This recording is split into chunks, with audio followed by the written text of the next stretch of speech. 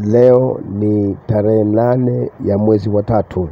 Ni tarehe ambayo kulikuwa kunajengwa historia nyingine ndani ya ligi kuu Tanzania bara, historia ya kukutanisha virabu vikongwe vikubwa, masimu wakubwa, watani wa jadi wa miaka mingi, nikimaanisha Simba na Yanga, ambao leo tarehe 8 saa 1:30 usiku ndio siku ambayo ilikuwa inakutanishwa dabi hiyo, dabi ambayo ni maarufu sana nchini Tanzania. Iko hivi, mnamo siku ya jana, ikumbukwe kwamba ni mara ya pili ndani ya msimu huu Simba na Yanga wanakutana, na mechi ya kwanza Simba walifungwa bao moja na Yanga, bao la kujifunga ambalo mchezaji wa Simba Kevin Kijiri alikuwa amejifunga. Lakini raundi hii sasa walikuwa wanakutana, ambapo Yanga alikuwa ni mwenyeji wa mechi hiyo, na mnamo siku ya jana wakati wa usiku Simba walienda uwanja wa Taifa wa Benjamin Mkapa ambao upo Temeke, maeneo ya Wasibu, kwa ajili ya kufanya maandalizi yao, mazoezi yao ya mwisho hapo uwanjani. Mashabiki wa Yanga pamoja na mabouncer wa Yanga waliwazuia wachezaji na gari lao wasiingie uwanjani kucheza, pamoja na kuleta vurugu za hapa na pale, hali ambayo Simba walitafsiri kama swala la usalama wa watu, usalama wa wachezaji na mashabiki haupo.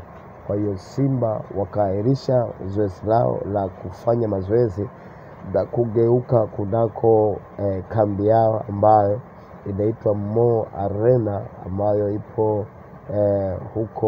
huko Bunju. Sasa baadaye Simba walitoa tamko kwenye ukurasa wao kwamba hawapo tayari kucheza mechi hii ambayo ni ya Simba na Yanga.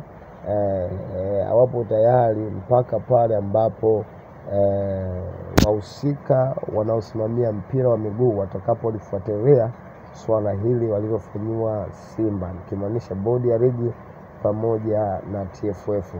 Lakini wamenukuliwa mara kadhaa viongozi wa bodi ya ligi wakionyesha kabisa kwamba Simba walipeleka mashtaka, na bodi ya ligi kinasubiri wale wasimamizi wa mchezo, makamishna pamoja na afisa usalama wa mchezo waweze kupeleka vielelezo vyao huko kwenye bodi ya ligi ili waweze kufanya maamuzi sahihi. Baadaye, baada ya kupeleka vielelezo, wale wasimamizi wa mchezo, na maanisha afisa usalama wa mchezo, alipopeleka vielelezo vya matukio yaliyotokea siku ya jana, ndipo ambapo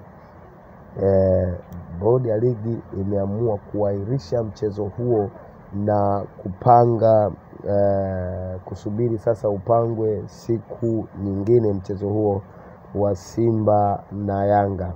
Sasa ifahamike kwamba au tunaweza tukasema wapo baadhi ya wanasheria nguli wa mpira wa miguu ambao wameinuka na kusema kwamba kwa hiki ambacho kimefanyika na Simba wanatakiwa adhabu yake ni kushushwa daraja, kwa sababu moja kati ya vitu ambavyo vinatakiwa viweze kusababisha mechi iahirishwe ni majanga na matatizo yanayofanana na hayo, wala si kuzuiliwa kufanya mazoezi. Sasa kanuni inaweza kuhukumu moja kwa moja Simba Sports Club kushuka daraja kwa hiki walichokifanya.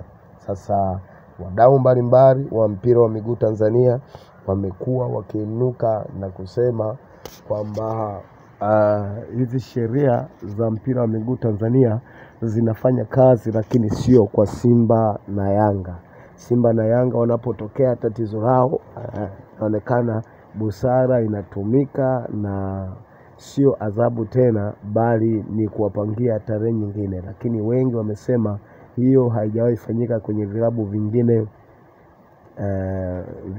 vidogo vidogo, kwa sababu ligi hii ina timu 16. Ukitoa Simba na Yanga inabakiwa timu 14. Hizi timu 14 zenyewe hazipatagi huo muda wa kuweza kupangiwa tarehe nyingine au kujirekebisha au maamuzi ya busara ya namna hii. Sasa wadau wameinuka na kusema hizi sheria ni kweli zinafanya kazi, lakini sio kwa Simba na Yanga.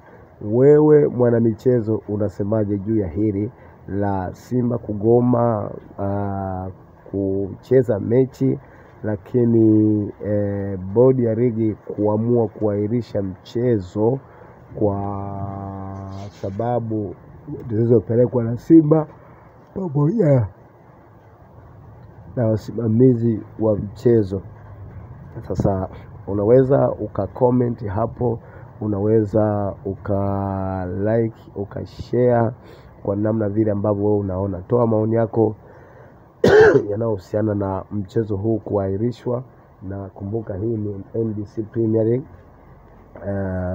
ndio ambayo imeahirishwa leo, na hii kwa mashabiki wa Simba na Yanga ni hasara kubwa, kwa sababu tiketi zilishauzwa, na kama tiketi zilishauzwa ni hasara, na watu walishasafiri kutoka sehemu mbalimbali kwa ajili ya mchezo huo. Kwa hiyo leta makala hii ili kukujulisha, lakini pia ni kukutaka wewe pia uweze kutoa maoni yako, na ninaamini hapa viongozi wa mpira wanaweza wakawa wanapita na kuchukua maoni ya watu kwenye komenti hizo.